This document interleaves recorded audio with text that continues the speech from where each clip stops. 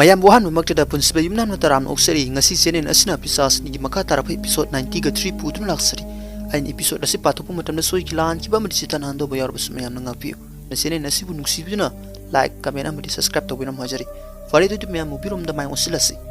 mamang ki episode rani na pabitra hoita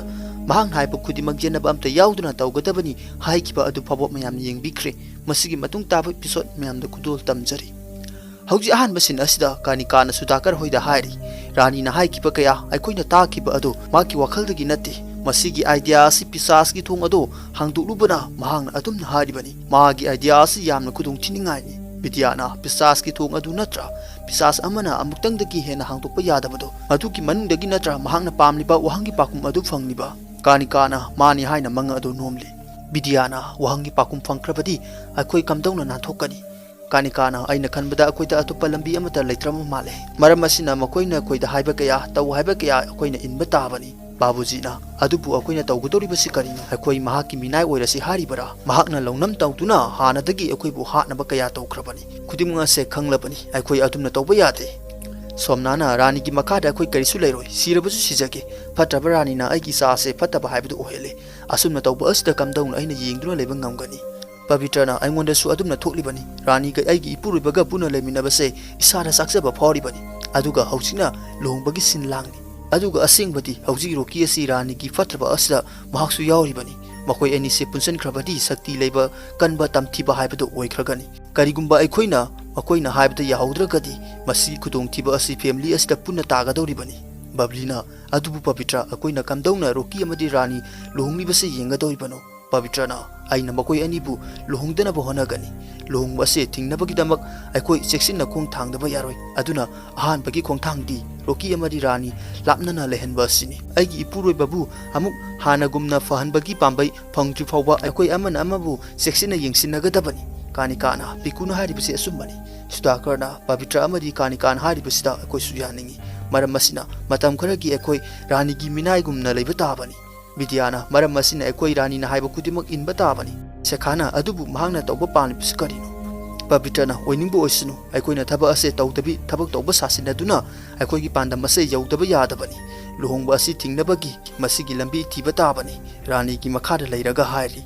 leriba mayam asisu loina yanari Pavitrana tawgadoriba asi punima gi numbi jawdringeda tawgadabani kani kana asumbani karigumba longkhrabadi punima numit aduda makoi sakti su fangkhragani asumna tawkrabadi amuka hena kanba sakti leiba haibdu oikragani rani busu kana amtna thingba ngamlaroi pikubusu losan mada araibu oikragani Pavitrana aina adumna thoktana bohona gani hari somdana rokina kani kana mangona tena kapkibagi asokpa asda yenglaga asokpa se karam kana fagani masigi maithong asda lohongba numita hensam oiraroi hari rani na kari sukhan ganu pisas pe mesor masigi asokpa city mangki gani asakpa maina jumbigi asokpa ase fan mangambani hari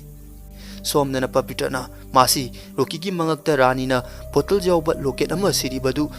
roki gi mangakta ki laktokpada kaidogani kani kana amuktang roki na igi wasak saktuna mangakta sikhrabadi madu buloktopa yade madu loktokrabadi roki thawai ase mangwa yari bani wahe ase tabda leribe sing angakpa oiri kani kana maram asina akoina roki bu hana gumna myoiba ohondaba yaroi hairi matam aduda ayakpa khonjen ama kanna khonglakle mana horna makona si krai dagi laklibano kani kana makola si pisas amana kaurpaki makhone mahang aikoi bu kaurokle bablina asumna kanana kaunagi kani kana pisas na magi minai ni khalagadi asumna kaurokani hari masleki makoi rani hoi ki meya da lagli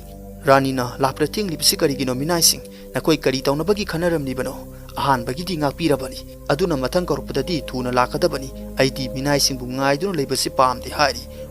wahi si tabda somna asi sauning bahaibu uri Pavitrana mathang dadi khangjirani hari Rani na nakoi adumna tumna leptuna leirano rokina mama amadi bablida fazada bohaina hanubi kauduna masi sekhada bebar kaiduna seka haina kauri aduga ma wa hai ki taw hari rani na babli somna amdi sekhada hari nakoi ahumna aigi lohongbagi dress semgodabani aduga rokina amu babuji sudakar amadi manohor da hari rani ki sahna pa fagadabani rani na vidya amadi kanikada magi masa pisas bibi adu pungkumari senagadabani haiduna makoida thabakpuna sinari Rokina makoi gi nathau odo fazana tawgadabani kariyimta asuiba tawba yaroi aigi kaina oiriba rani gi mut ase thugabi yaroi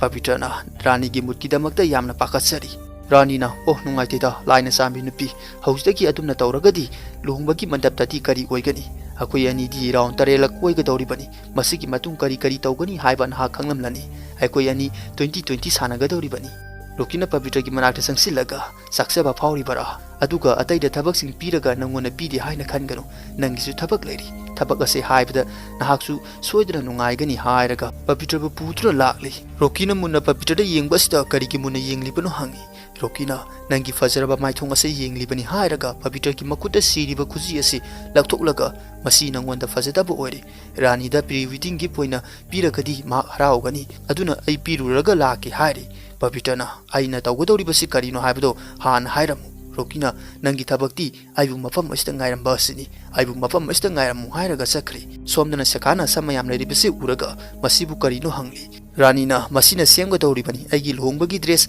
aigi sanglaba muraba pisas ki sam asina angangba fidi kaina singya loina setnai adubu rani gi luhongbadadi masina taisina duna aigi dupata semgadabani haiduna sekha babli amadi somna da hairi Somnana adum nakoi tawbangam loi hari Roki laktuna Rani na taw habdo tawba tabani nakoi kudimaki na thawdi Rani bunungai na thamba asini hairaga Rani da Pavitra dagi lawrapa khuji asi sibiduna khuji asen hakini hari Rani na harauna nang aigi dama kaya ama tawbiri hairaga Roki da koli Roki na nakoi kudimak na thawtoro longbagi numisu humni khata ngairabani Somnana aina haikrabaduni mase ai tawbangam loi waithok loi daba thabak tawroi nang aigi sa oiraga namabu thabak asi tawnaba haribani ne masigi pisasini gidamakta bablina babi tapthau makoina muk saroklabadi hari sekhana ima mahak ase akoi gi Roki du natte somnana mahak ase jumbi oirabasu patabo oirabasu mahak ase Roki di oridana aigi sa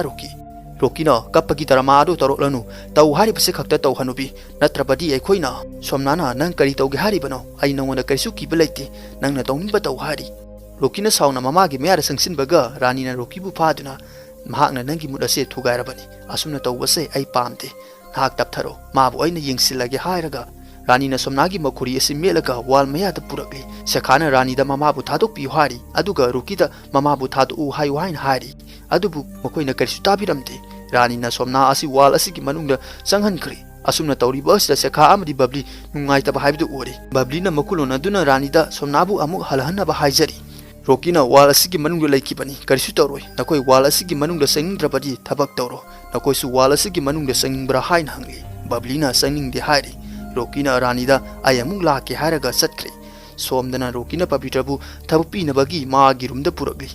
Pavitra na aingonda kari tawhonba pamlibano Rokina furida du lawthoklaga mai asakpa kendan ama paikhalaga aingona soklibagi maram ase nahaknani nangna maram oiraga asokpa ase nanghanbanina asokpa ase fahanabagi nangna tawba tabani hari hauji kendan asi Pavitra na pari Roki su phamungda hipthaduna laikri aduga hari mai asina jumbi singi asokpa ase fahanba ngamgani hari Mastaki Pavitra na Roki da pagi tawbada Pavitra gi mukut asi Roki na pharami aduga hari dibigi dag yaw bukut ase aingondagi yamna lamna thamu hari matam aduda Pavitra na magi mapugi note asi table sida leiribasi uri masi ubadagi Roki bu jumbi dagi mioiba ohenbagi upai soidana note asida yarongani haina khalaga episode asisu matang asida losele Mayang wasiki di episode asi matang asida losinjare aina episode asi patopu matamna soi ki lan ki bamri sitana ando bo yorbasu mayam na ngapiu mayam nu sibiduna senin asibsu like comment amri subscribe to biram hajari fare du mayam matang episode ta mung thengnarasi ngasiki di kainarasi bye bye